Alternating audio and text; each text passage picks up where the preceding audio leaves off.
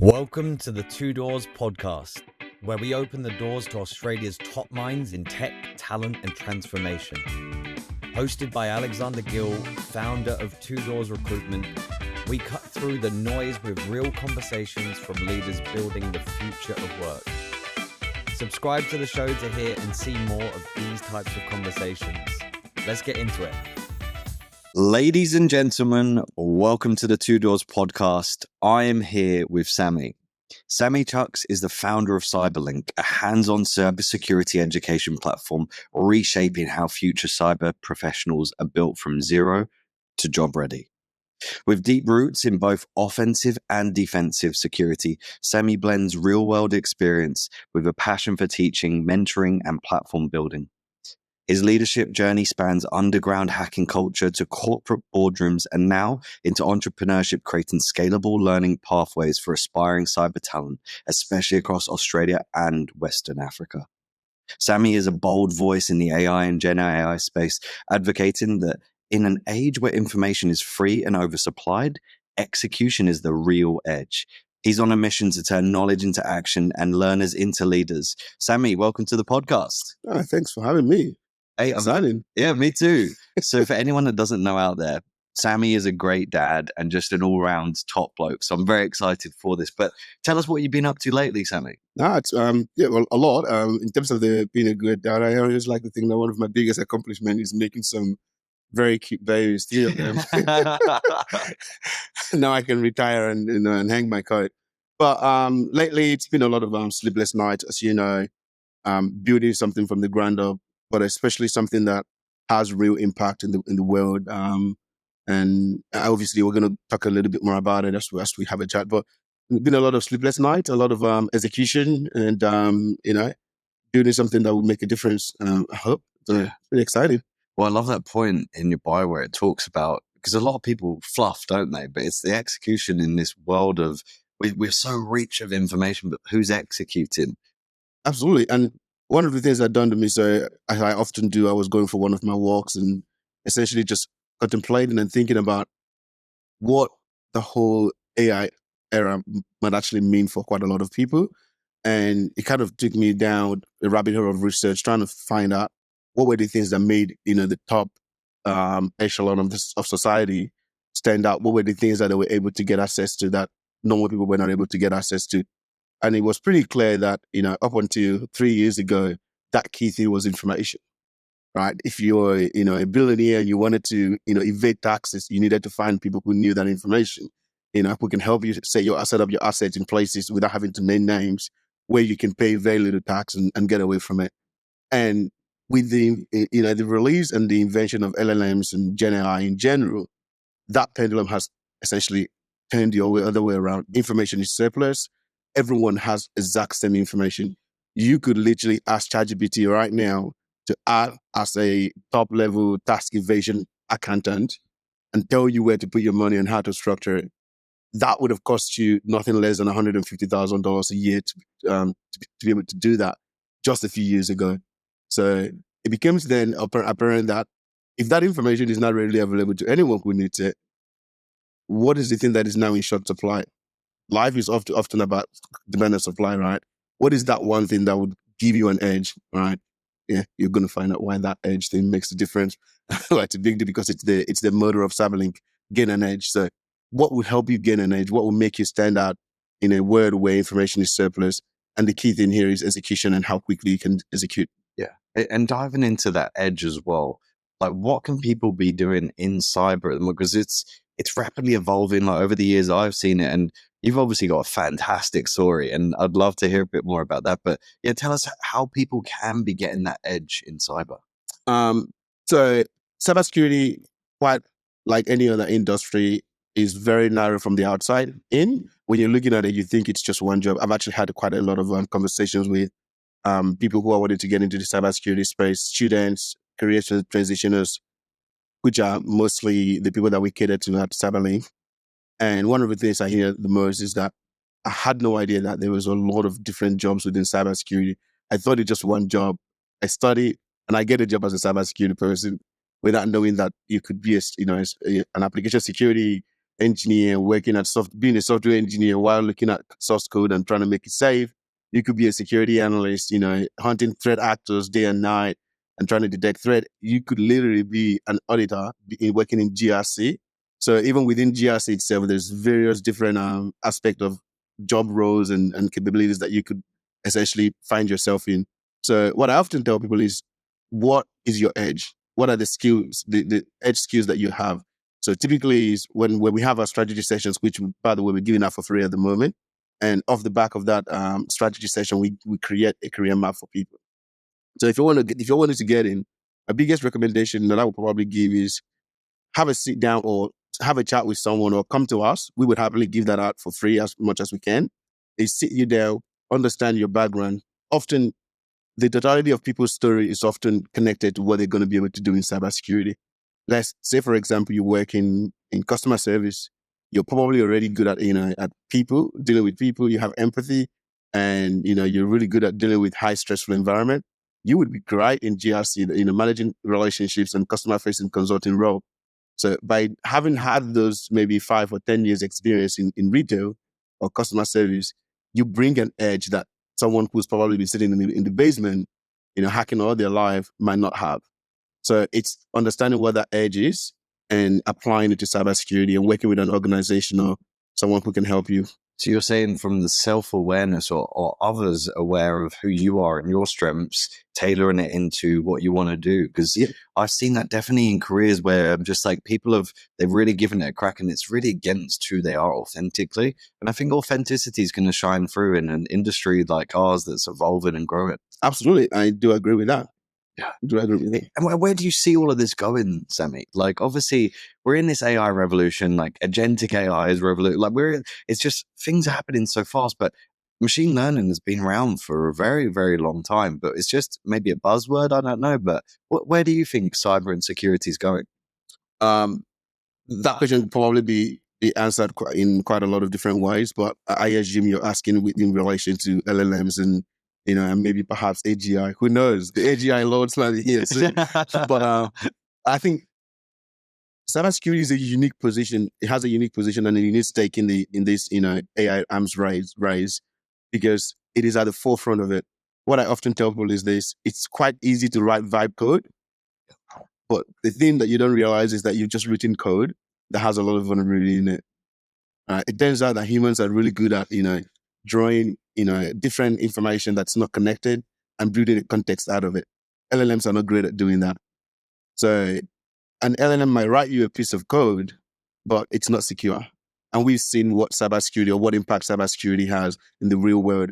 A favorite example is what the Israeli Assad regime did with the Hezbollah, how they essentially were able to remotely detonate walkie-talkies and pages without actually being anywhere close to it. Now, that's the word of cybersecurity. It has real-world impact. And I believe that cybersecurity is actually on the edge of a massive boom where more organizations are going to be required to have cybersecurity because they're not building more insecure softwares. One of the funny things that's kind of showing up at the moment is vulnerabilities that used to be thought as gone. These vulnerabilities are dealt with, like buffer overflow, things like SQL injection. Those that used to be called vulnerabilities that we figured out how to fix those vulnerabilities. But with vibe coding, all of that comes right back. So buckle in. We are in for a long road ahead. So it's a great time and a great city to be in cybersecurity. I'm quite optimistic about it. So AI both opens opportunities in cybersecurity and expands the industry itself. Because it evolves, doesn't it? It evolves for the better. But you're right, with vibe coding, it's like we don't know what shortcut we're taking. Like social media, it's free, but we don't know what we're actually paying. It's our attention, it's our time, it's all of those little things. Absolutely. So here's a story. So typically, if when you're using a GenAI to like say Claude or ChatGPT, and often it'll hallucinate and then make something up, and then you tell it, oh, you forgot that. It's like, oh, my bad. You're right. I probably should have seen that. Now, the thing with that is if you're vibe coding, you wouldn't see the error that you've made because there's just a line, 1,000 lines of code. So there's no, technical know-how to be able to say to the LLM, hey, you've made an error here for it to go, oh, you're right. I haven't implemented I don't know, input validation, check to make sure that no one is able to inject code into the search box or into the form. So I know that's probably getting a bit too technical, but it's creating a massive space. And organizations are probably right now battling with, what do we do with this new technology? We have to adopt because, digital transformation is a huge bit here. We need to be digitally resilient. If not, we become dodo birds. But at the same time, no one is thinking about the security impact of this. Like every single person that I know of, is thinking about it, because I live in this space within cybersecurity. But I've also heard horror stories of people uploading legal documents into ChatGPT, confidential information into ChatGPT. Now, I don't know about you, but this is all, sounds, I'm sorry to say, but it all sounds exciting to me. It means I'm going to be working till I have gray hair. Yeah. But unfortunately, this is a word we find ourselves in, and it's a great treasure trove of opportunity, but at the same time, a lot of concern. Yes, and I love some of your points there, Sammy. Like, not everyone's talking about hallucinations at the moment. They're just, oh, it's so great. Or even the freedom of it. Like, people don't realize that ChatGPT, it's free, but it's collecting your information just like Google was back many years ago. There's this saying that I heard, this is not from me. I heard someone say that when you're struggling to figure out what the product is, you're probably the product. Yes. So if you're using it for free and you're wondering, why am I not paying for this? It's probably because you're the product. Yes. Say that enough times and it becomes your sense. And what about so obviously great time to be in cyber. Cyber's evolving. Everything needs security as well these days.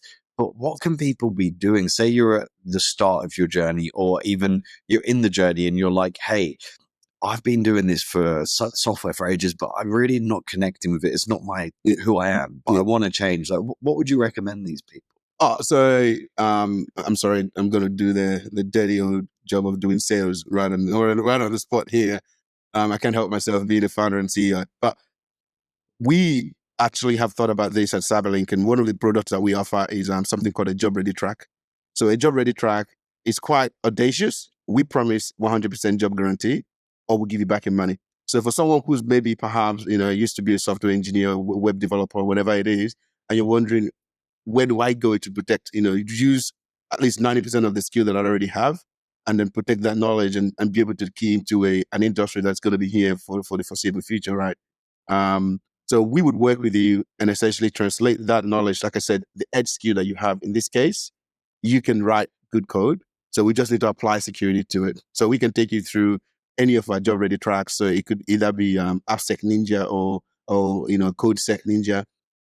So for someone transitioning, that's something they can do, or they can just quite easily buy any of our courses and certifications. We've partnered with a lot of big names, which I will be announcing later. But so definitely we are the place to come to when you wanted to think of transitioning from either a software engineer, because that space is brutal at the moment. Yeah. A lot of people are outsourcing as well, right? It's like this whole trend the next 3-4 years, and then it will all come back. But you can't do that with your cyber and your security. So you're saying if you're in a job, level up, do some courses with you guys, see what the industry. What about if you're coming in, you're brand new, you're a clean slate? What would you like if you could go back, but it's 2025, not when you did it, right? Oh, yeah. I love your story, but what would you recommend to these newbies, new to the industry, green, fresh? All right. Good news and bad news. So the great news is that when I got into cybersecurity, there was no such thing as cybersecurity, you just sort of stumble into it. You have no idea what it is. You just go, I want to be an ethical hacker and whatever. And you kind of start your way in IT support and gradually work your way up until one day somehow someone goes, oh, can you help us stop this bad actor? Take a look at these billion lines of logs. But the good news is that there is so much available information. In fact, one of the things that we see at CyberLynk is that the cybersecurity space is not suffering from the lack of content. It is actually suffering from the problem of too much content, or content that is not designed or created with an outcome in mind. And this is one of the things that we're big at CyberLynk, is that we need to deliver an outcome for each person that comes to us. And that goes back to your question. For someone who's starting out and someone who's wanting to transition, we see ourselves as having 3 different key outcomes that we deliver.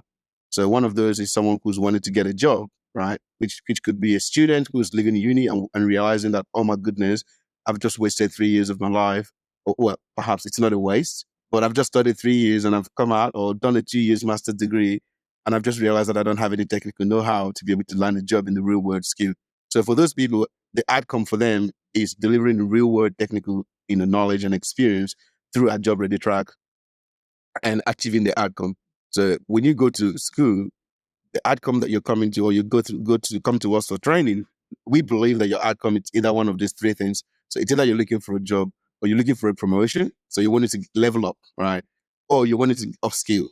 So maybe you're already in the game, but you just want to get better, right? You're not necessarily looking for a job. So those are the three outcomes that we cater for at CyberLink. So for the first one, looking for a job, that's why we have our job ready tracks. You can have peace of mind knowing that someone is going to help you with your portfolio, help you come up with a strategy. Yesterday, I just sent out a personal branding report to one of our learners on our platform, and it's so detailed and shows them the things that they can do to make themselves more visible in the space. So that's one of the things that we do. We provide mock interviews with an actual real job in the market, interview you and provide you with the technical skill aside from the training and the strategy that is required to gain an edge. And then if you're just wanting to upskill, you can buy either one of our courses or take one of the certifications that we have on our platform. So there's a lot of different ranges of outcome that are out there for people who are wanting to break into this space. It's about looking after each one of those people. So going in the job, we have a job ready track for you. You're wanting to get a promotion, move ahead. If say you're an analyst and you wanted to become a security engineer, or you're a security engineer wanting to become an architect, our job ready tracks are designed for that. And the outcome is your outcome. The outcome for it is a job, is a promotion. It's not a certificate at the end of it to say, hey, yippee, you've got a certificate and a picture to show you for it, but no, there's no job. We don't do that. We believe on that outcome that made you come to us in the first place, which is a job.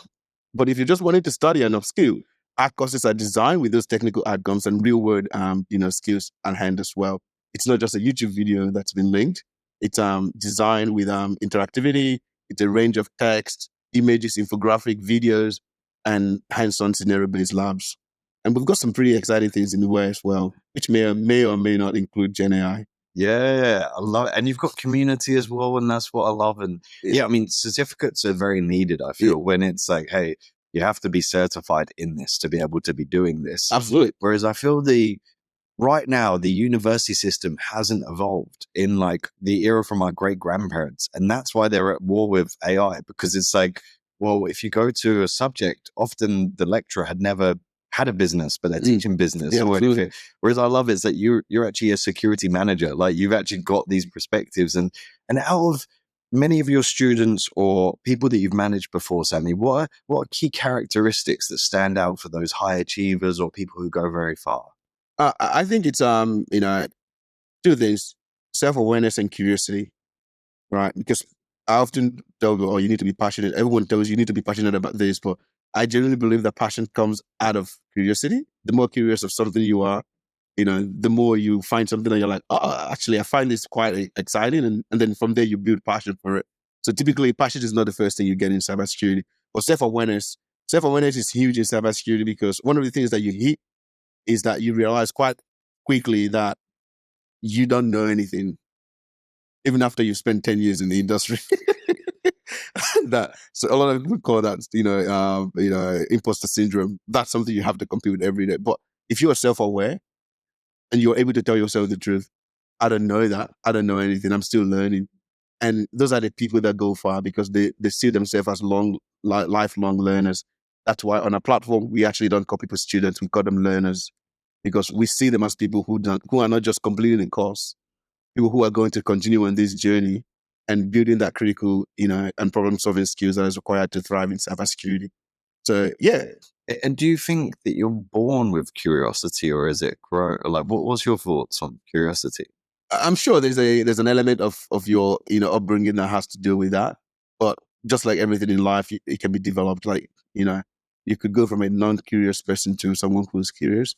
What I often say is just find something you just like doing. You might not enjoy it that much initially. Like one of the things about cybersecurity is when you first start out, there's so much information that you need to consume, especially if you don't have an IT background to start with. So you first have to learn IT before you can then get into cybersecurity. So that can be quite overwhelming for a lot of people. And what we do is we break this down and get you through a foundational level certification or a certificate that will help you learn the basics of how the internet works, how computer networking functions, how the computer is designed and how it functions in general, the binary system and all of that. So that gives you a holistic knowledge. But the good news is that cybersecurity knowledge is stackable. So what you've learned, that foundational level you've gotten actually just you keep piling upon it. So if you can get through that initial hurdle of, oh my goodness, there's a million things to study, you kind of begin to sort of get a hang of what is going on. So, but yeah, for me, it's definitely those two things. It's basically just doing your best, starting out, and then eventually building that curiosity. And I call it the water hydrant syndrome. It's like at the beginning you're just like, oh wow, and then, but I love that point about it being stackable, and yeah, self-awareness is huge. Like as someone who's a big emotional intelligence like advocate, and I'm doing certificates in it, all of that sort of stuff as well. I love it. It's very needed because right now tech's evolving. You're going to be paid how you think. When a grad is taken on, they're not necessarily taken on because they know they're going to add loads to begin with. It's how they think. It's who they are as a person. And yeah, any imparting wisdoms, anything you'd love to share with any of the listeners or watchers? Well, I would say watch out for this space. We are just, I believe by the time this comes out, our platform will be live. So if you will come check us out at cyberlink.io. CyberLynk with a Y, and by the way, because people often think it's an I. So it's CyberLynk with a Y. So CYBERLYNK.io. So one of the things that I'm passionate about, which you and I probably haven't quite gotten into, is, the impact of the technological, shift or tsunami on underserved, untapped regions of the world. So we obviously don't have a lot of time to talk about my story, but coming from Africa, one of the things that I saw pretty early on was how I could not afford or perhaps even get access to the kind of knowledge, again, information that I needed to be able to get an edge or perhaps get into the IT industry. So I found myself in the dark web, digging out for information, downloading, malware-reduced PDFs and malware-reduced, cracks for any software you could think of, including, the heavy hitters without having to mention names. Because I don't want anyone knocking on my doors like, but one of the things that I'm very passionate about is solving, cybercrime in West Africa, but also helping provide access to good quality technical training to people in Papua New Guinea, which is just next door to us. I genuinely believe that with education, anyone can do anything in life. All right. So I think there's a saying from from Nelson Mandela and I believe one famous person, I think it's Thomas Edison as well, that education is the key to transformation, something along those lines. So we are working hard to help solve those critical problems. We've got 2 projects we've got going at the moment. One of them is ex-Yahoo Boys, specifically, to deal with the problem of sextortion in West Africa, which has very dire consequences just within the last 2 years alone. 4 teenagers took their lives in Australia, here in Victoria State, due to people from West Africa, scamming or blackmailing them. That crime is called sextortion. So that's something I had experience in growing up. Obviously, we don't have a lot of time to get into that, but we are going back and we're going to solve that problem. We also have another project called Equip 360. Yeah. So Equip 360 essentially, aims to identify people that are superstars in those unreached, untapped regions of the world, and essentially helping train them to become consultants who can go solve problems for companies like Apple, Google, Microsoft. And then off the back of that, we are launching an initiative called Hack for Good. So Hack for Good is essentially we're going to have a global CTF that people in Africa, in Papua New Guinea, or other parts of the world can partake in. And we're going to also be doing a Hack for Good tour next year. So there's a lot of really, really exciting things coming forward. The one thing I would probably part with is if you're out there wondering, what does this whole AI thing mean? It might be a hype or it might not be a hype. But what I would say to you is you need to be skilling up.